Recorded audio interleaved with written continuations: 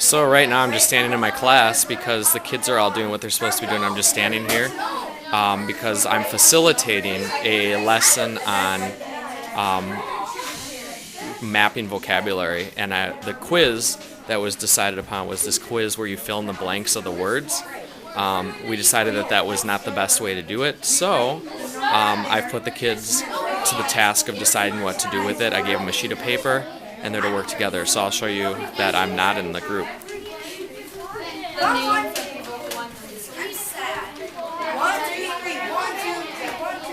And there's even Miss Rivera. She's not even involved. We're watching the problem solving happening.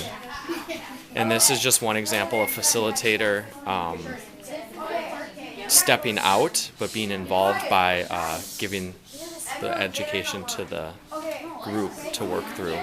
And I'm here for support as well as Miss Rivera, which were definitely needed, or this kind of activity wouldn't have the opportunity of growing, but this group is working through it. Write down who's doing this. Okay, so you're the leader. Write down, okay, we'll start down there, like, what do you guys want to do? Me, Jason could do... Jack. You guys with David. We could do the study of your surface, which is Okay. So here's the objective. Number one. The objective was work with Greek geography terms, and we're being knowledgeable and thinker. And they decided they wanted a whisper quiet talk. That was very minimal considering what's happening, so you can just kind of look and observe what's happening. I'm just using and applying what we did here as a group at our last meeting and talking about facilitator versus teacher. And I agree with the facilitator role so much more. Because this is the kids' classroom and the kids' learning, and I think the more that I provide for them to do, the more experience and ability they'll have with real-world type activities.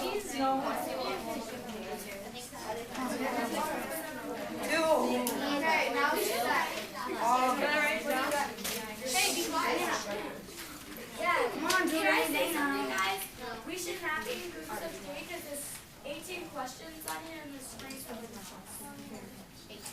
That's like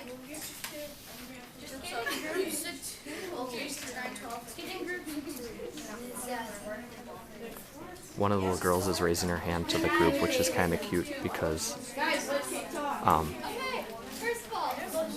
I think that this group needs a lot of work with their communication versus what they're actually having to do.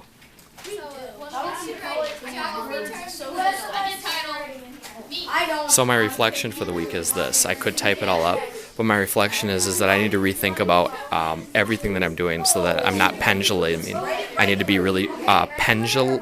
I want to make sure that I'm doing what really should be happening and allowing kids the opportunity to learn, and me step out and allow myself to be the best facilitator I can. This was the quiz. It says like study of Earth's surface, and then they were supposed to fill in the blanks and then turn this into my inbox. As soon as I looked at this, we decided to throw it away. Out with the old, in with the new.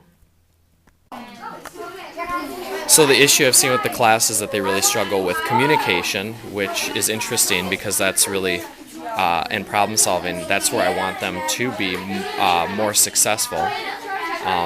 The terms they probably already know, but working with each other they don't. So they came up with a plan where boys will work together on 1 through 9, and the girls are going to do 10 through 18. And now they've been going.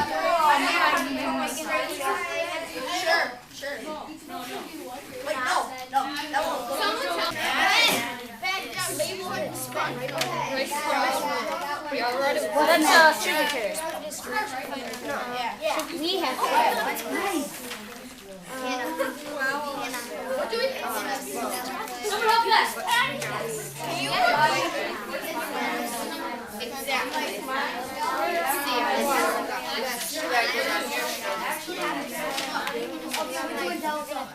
The quiz was ultimately one of the fill-in-the-blank type quizzes that a teacher would hand out, and as you can see, what I've been able to accomplish here was to take something so ridiculous, which was just having them read a definition and then fill in a word, and I put it to them as a group to do.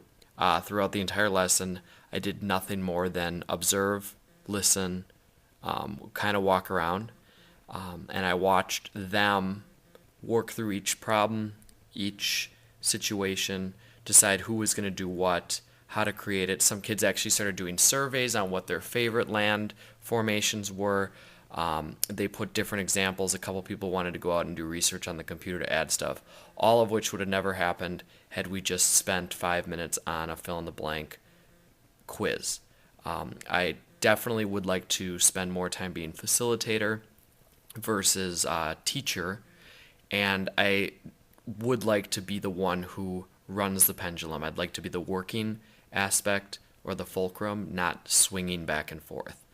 Swinging back and forth means I'm out of control, and I want control and purpose behind what I do. And I'm really excited. The final result is hanging up on the wall in the hallway, but really the final result is that was just the start of this week, and it will continue this way. And I'm going to continue to work to make more decisions that are in the facilitator role.